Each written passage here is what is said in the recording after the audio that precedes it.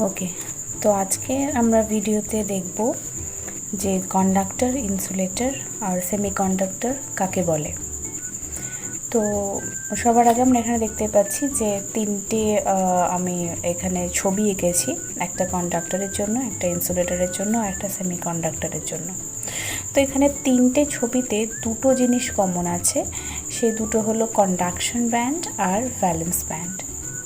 তো আমি ওগুলোর বিষয়ে বলার আগে কন্ডাকশন ব্যান্ড আর ভ্যালেন্স ব্যান্ডের বিষয়ে একটু বলতে চাই যে ভ্যালেন্স ব্যান্ডটা কী। ভ্যালেন্স ব্যান্ড হলো এমন একটা ব্যান্ড বা পটি যেটা কিনা ইন্ডিকেট করে অ্যাটমের লাস্ট অরবিটকে, মানে অ্যাটমের আউটার মোস্ট ইলেকট্রন অরবিটালকেই বলা হয় ভ্যালেন্স ব্যান্ড।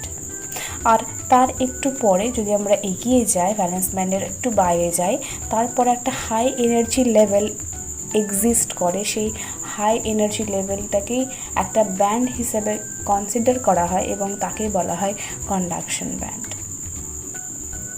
ওকে, তো ভ্যালেন্স ব্যান্ড আর কন্ডাকশন ব্যান্ডটা জানলাম। আর তার সাথে আমি এটাও বলে রাখি যে ভ্যালেন্স ব্যান্ড থেকে যখন কন্ডাকশন ব্যান্ডে ইলেকট্রনের পরিবহন হয়, মানে যখন ভ্যালেন্স ব্যান্ড থেকে একটা ইলেকট্রন কন্ডাকশন ব্যান্ডে যায়, তখনই কিন্তু ইলেকট্রিসিটির ফ্লো করে, মানে ইলেকট্রিসিটির কন্ডাকশন হয়, আদারওয়াইজ কিন্তু পসিবল না। সাধারণত কন্ডাকশন ব্যান্ডটা ফাঁকা থাকে আর অ্যাজ ইউজুয়াল ভ্যালেন্স ব্যান্ডে কিছু ইলেকট্রন থাকে। তো ইলেকট্রিসিটি ফ্লো করার জন্য আমাকে ভ্যালেন্স ব্যান্ড থেকে একটা ইলেকট্রন বা অনেকগুলো ইলেকট্রন কন্ডাকশন ব্যান্ডে পাঠাতে হবে, তা না হলে ইলেকট্রিসিটি ফ্লো করা কোনোভাবেই সম্ভব নয়। ওকে, তবে কন্ডাক্টর কি ব্যাপারটা বুঝবো। কন্ডাক্টর হলো এমন একটা ম্যাটেরিয়াল যে ম্যাটেরিয়ালে কন্ডাকশন ব্যান্ডের কিছু অংশ এবং ভ্যালেন্স ব্যান্ডের কিছু অংশ ওভারল্যাপ করে। এখানে আমরা দেখতে পাচ্ছি একটা ওভারল্যাপিং একটা অংশ রয়েছে। তো তার জন্য কি হয়, ভ্যালেন্স ব্যান্ড থেকে কন্ডাকশন ব্যান্ডে যে ইলেকট্রন থাকে আরামসে যেতে পারে। তার মানে আমাকে ভ্যালেন্স ব্যান্ড থেকে কন্ডাকশন ব্যান্ডে ইলেকট্রন পাঠানোর জন্য বাইরে থেকে কোনো হস্তক্ষেপ করতে হয় না। হ্যাঁ, হস্তক্ষেপ ব্যাপারটা কি? হস্তক্ষেপ হলো বাইরে থেকে আমাকে কোনো টেম্পারেচার দিতে হচ্ছে না, কোনো ইলেকট্রিক ফিল্ড আমাকে যোগ করতে হচ্ছে না। তো উইদাউট ইলেকট্রিক ফিল্ড, উইদাউট কোনো টেম্পারেচার, তো আমরা বাইরের কোনো ইন্টারফিয়ারেন্স ছাড়াই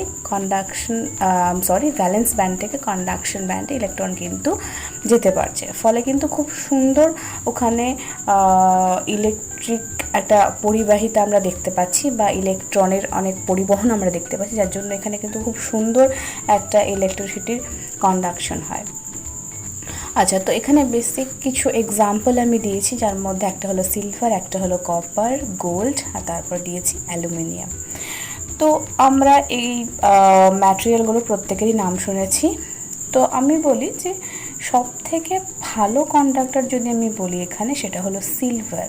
ঠিক আছে, সব থেকে ভালো কন্ডাক্টর হলো সিলভার এবং তারপরেই আসে কপার। তো সিলভারটা কিন্তু খুব কস্টলি বা খুব দামি, যার জন্য আমরা কপারটাকে ইউজ করি। আর তারপরে আসে গোল্ড, তারপরে অ্যালুমিনিয়াম। বেশ, তো তারপরে আমরা চলে যাই ইনসুলেটর জেনে নেব যে ইনসুলেটর কী হয় বা এখানে ইলেকট্রনগুলো কীরমভাবে থাকে। তো এখানে ইনসুলেটরের ক্ষেত্রে কি হয়, ভ্যালেন্স ব্যান্ডে যে ইলেকট্রনগুলো আছে সেটা কোনোভাবে কন্ডাকশন ব্যান্ডে পৌঁছতে পারে না। এমনকি যদি আমরা টেম্পারেচারটা বাড়াই টেম্পারেচার, তখনও কিন্তু ভ্যালেন্স ব্যান্ডের ইলেকট্রন ততটাও এনার্জি গেইন করতে পারে না যতটা এনার্জি গেইন করলে সে কন্ডাকশন ব্যান্ডে পৌঁছতে পারে। তো আমরা কি জানলাম যে আমরা যদি বাইরে থেকে টেম্পারেচার দিই বা যদি হাই ইলেকট্রিক ফিল্ড আমরা এখানে ক্রিয়েট করি বা তাকে প্রোভাইড করি, তাহলেও কিন্তু ভ্যালেন্স ব্যান্ডের ইলেকট্রনটা কোনোভাবে কন্ডাকশন ব্যান্ডে পৌঁছতে পারে না, কারণ এর যে মাঝের যে গ্যাপটা, যাকে বলা হয় ফরবিডেন এনার্জি গ্যাপ, সেটা কিন্তু খুব বেশি থাকে, যার জন্য ইলেকট্রনগুলো কিন্তু অতটাও এনার্জি গেইন করতে পারে না যে এনার্জিটা গেইন করলে সে এইখানটায় পৌঁছতে পারে। যার জন্য কিন্তু এখানে কোনো রকম তড়িৎ পরিবহন বা ইলেকট্রিসিটির কন্ডাকশন হয় না, আর তার জন্য এটাকে ইনসুলেটর বলা হয়।